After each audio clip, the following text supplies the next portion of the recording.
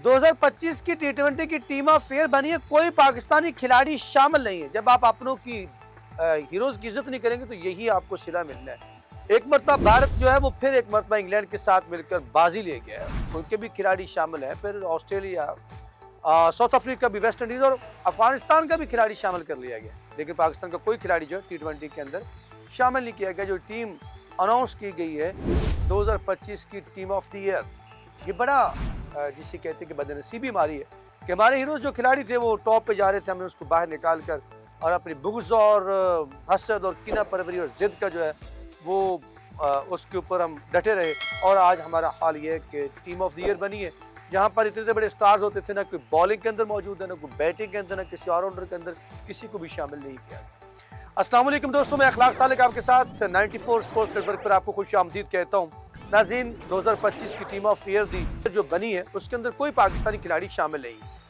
ये टीम क्या है वो उसकी तरफ आपको लेके चलते हैं, लेकिन उससे पहले थोड़ी सी बात कर लेते हैं कि पाकिस्तान की कोई खिलाड़ी जो शामिल नहीं है उसके पीछे मुहर्रकात क्या है। अगर हम देखें तो पाकिस्तान के एक साल पहले तक पाकिस्तान के जो टॉप 5 के अंदर पाकिस्तान के 2 बड़े ओपनर जो थे, बड़े खिलाड़ी जो थे, वो शामिल थे। हमने उसके साथ क्या किया, उसमें बाबर आजम शामिल था, उसके अंदर मोहम्मद रिजवान शामिल थे, उसके अंदर आपके बॉलर्स टॉप के अंदर जो है वो आपकी शहनशाह अफरीदी भी शामिल थे। लेकिन हमने फिर क्रिकेट के साथ खिलवाड़ करना शुरू किया। वही टीम जो नंबर 1 थी उसको हमने कहाँ पे ला के खड़ा कर दिया, और फिर बाबर आजम जो एक साल मुसलसल ना खेलने के बावजूद भी, मोहम्मद रिजवान ना खेलने के बावजूद भी, आज से 3 माह पहले तक वो फिर भी 19वें नंबर और 17वें नंबर पर रहे। लेकिन फिर हमने उनके साथ खिलवाड़ किया, उनके साथ हसद, बुग़्ज़ और फिर अना का जो एक पूरा जिसे कहते हैं कि मुकाबला किया, और उसके बाद उनको आपने लाकर नंबर 1 टीम को टी20 के किस मकाम पे खड़ा कर दिया, और उस टीम के अंदर जो हीरोज़ थे उसको आपने ज़लील करने की नाकाम कोशिश की। और जब मैं दूसरी तरफ नज़र डालता हूँ, मैं उस तरफ आता हूँ, टी20 की जो टीम आई है उस पर कौन कौन से खिलाड़ी शामिल है, कितने खिलाड़ी शामिल है, कि मैं ये बात बड़े दुख के साथ आपको कहानी सुना रहा हूँ कि बीबीएल के अंदर भी अगर वो वहाँ पर अभी तक अच्छा स्कोर नहीं कर पाया, एक उसने 50 स्कोर की तो आपने वहाँ पर उसकी ट्रोलिंग शुरू कर दी है। जबकि दूसरी तरफ जब मैं देखता हूँ तो मेरे सामने तस्वीर आती है जहाँ पर सिडनी के अंदर जो है वो जॉन सीना और फिर उसके साथ वेवर रिचर्ड जो है वो खड़े हैं, उनके साथ तस्वीर बनाने को आज़ाद समझे। बाबर आजम, उनका वहाँ पर एतमाद और ये तमाम चीज़ें जो है वो ये साबित करती है वो पाकिस्तान का एम्बेसडर भी है। पाकिस्तान का खेल और खिलाड़ी से ज़्यादा पाकिस्तान को वो एक एम्बेसडर के तौर पर, पर्सनालिटी के तौर पर भी पाकिस्तान को जो है वो प्रेजेंट कर रहा है बाबर आजम। लेकिन हमारी बदकिस्मती कि हमने उसको एक नंबर 1 खिलाड़ी बनाया था, जिसको हमने जो है वो अपनी अना और बुग़्ज़ की भीड़ चढ़ाया, और वो आज जो स्ट्रगल करता हुआ दिखाई देता है। लेकिन फिर भी उसने अपनी परफॉर्मेंस के साथ वापसी की है, और अभी भी कहा जा रहा है 2025 के वर्ल्ड कप के अंदर उनको नहीं रखा जाएगा। और फिर अगर दूसरी तरफ देखता हूँ तो वो वहाँ पर फैन फॉलोइंग में इजाफा हुआ बिग बैश के अंदर पाकिस्तानी खिलाड़ियों की वजह से। बाबर आजम उसमें सरे फहरिस्त हैं, और कितना नुकसान होगा अगर बाबर आजम जो है बिग बैश छोड़ के पाकिस्तान की टीम के लिए दौरा श्रीलंका के लिए वापस आते हैं, इसका भी आपको अंदाज़ा नहीं है। ये उनको अंदाज़ा है, और उनको कितने जो है वो करोड़ डॉलर्स का नुकसान उठाना पड़ सकता है, और उसके साथ उनकी एडवर्टीजमेंट, उनकी हर चीज़ को जब बूम मिला है। लेकिन हम यहाँ पर जो है एक ही हमारे पास तारा था, उसको हम आज तक जो है वो उसको कैश ही नहीं करवा पाए। अगर इंडिया के पास ऐसा हीरा होता है, बुमराह उनके पास आया तो बॉलिंग के अंदर वो एक बुमराह के ऊपर जो वो पाकिस्तान के स्टार्स को, दुनिया के लेजेंड बॉलर्स को कहते हैं कि हमारा बुमराह उससे बेहतर है। लेकिन हम कहते हैं कि हमारा हीरो जिसे दुनिया मानती है, जिसने उसे रिकॉर्ड पाश करके रखे हुए, अगर इससे पहले 2010, 11, 13 के अंदर जो है वो मुसलसल 12-13 के अंदर रहता है।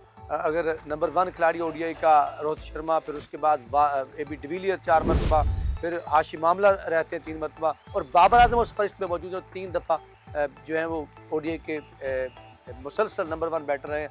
आपने उनको नहीं माना, लेकिन आज फिर रोहित शर्मा जो है वो नंबर 1 ओडीआई के बल्लेबाज बन गए, और बाबर आजम दूसरी पोजीशन पे खड़े हैं। लेकिन आपने उनको मानना नहीं है, क्योंकि हमारे अंदर क्रिकेट नहीं है, बल्कि हमारे अंदर ज़ाती अना, बुग़्ज़, अताद है। बात करते हैं उस तरफ, ये जो अब आते हैं टी20 जो टीम ऐलान किया गया जिसका टीम ऑफ द ईयर 2025 की, उसमें ये मारूफ क्रिकेट की वेबसाइट है क्रिक इन्फो, उसने ये टी20 का ऑफ द ईयर जो है वो ऐलान किया, जिसके अंदर जो है वो अगर हम आपको बताएं तो उसके अंदर 2025 के अंदर कोई पाकिस्तानी क्रिकेटर शामिल नहीं।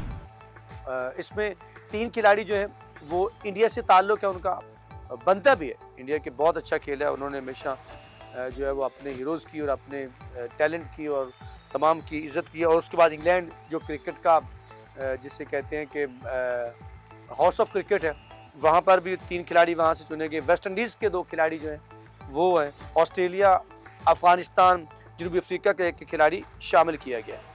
मैं आपके सामने ये रख देता हूँ क्रिकेट की जो टीम ऑफ द ईयर्स है, इसमें सबसे पहले जो मुंतखब किए गए इंडियन अभिषेक शर्मा, जो T20 की बैटिंग में के अंदर रैंकिंग में जो है वो नंबर 1 बैट्समैन है T20 के, उनको। उसके बाद फिल साल्ट जिनका ताल्लुक इंग्लैंड से है, वो भी बहुत ही जारहा मिजाज बल्लेबाज हैं। इनका ताल्लुक जोस बटलर, कौन नहीं जानता, इंग्लैंड के कप्तान भी हैं, वो भी इस ऑफ ईयर टीम के अंदर है। उसके बाद वेस्ट इंडीज़ से ताल्लुक है निकोलस पुरान है, जिनको शामिल किया है, और ब्रेवस हैं जिनका ताल्लुक न्यूजीलैंड से है, वो भी हैं। उसके बाद वेबसाइट की जो जानब से जो ऐलान किया उसके अंदर टिम डेवर जिनका ताल्लुक ऑस्ट्रेलिया से है, सिम कर्न है इंग्लैंड से ताल्लुक है, जैसन होल्डर को कौन नहीं जानता, वेस्ट इंडीज़ से ताल्लुक है, नूर अहमद जिनका ताल्लुक जो है वो अफ़गानिस्तान से है, वन चक्रवर्ती जिनका ताल्लुक इंडिया से है, जसप्रीत बुमराह को भी इस टीम के अंदर शामिल किया गया है।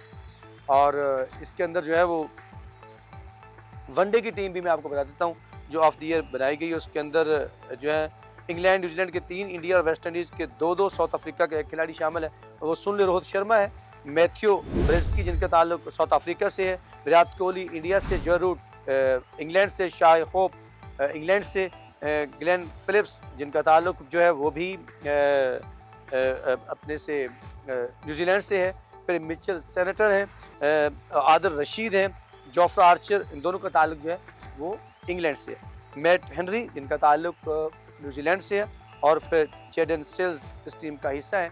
तो ये दोनों टीमें जो है इसमें आप देखें कि पाकिस्तान का कोई खिलाड़ी न ओडीआई के अंदर शामिल है, ना ही T20 के अंदर। ये पाकिस्तान के लिए बड़ी बदकिस्मती की बात है। अगर हम देखें तो पाकिस्तान के 1 साल पहले तक पाकिस्तान के जो टॉप 5 के अंदर पाकिस्तान के 2 बड़े ओपनर जो थे, बड़े खिलाड़ी जो थे, वो शामिल थे।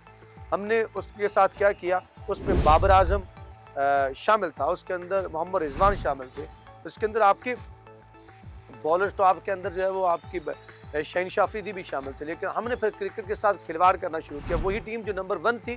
नाज़रीन, आप क्या समझते हैं कि क्या ये मेरिट के ऊपर टीम बनाई गई है या फिर आपकी राय कुछ और? कमेंट सेक्शन आपके लिए, वहाँ जाकर अपने ख्यालात का इज़हार कीजिएगा। मेरे आपके फीडबैक का इंतजार। यहाँ पर मुझे अखलाक सालों और पूरी टीम 94 स्पोर्ट्स और मेरे कैमरामैन हसीब के साथ दीजिए मुझे इजाज़त। अगर ज़िंदगी ने साथ दिया तो आपसे मुलाकात होगी, तब तक के लिए अल्लाह ने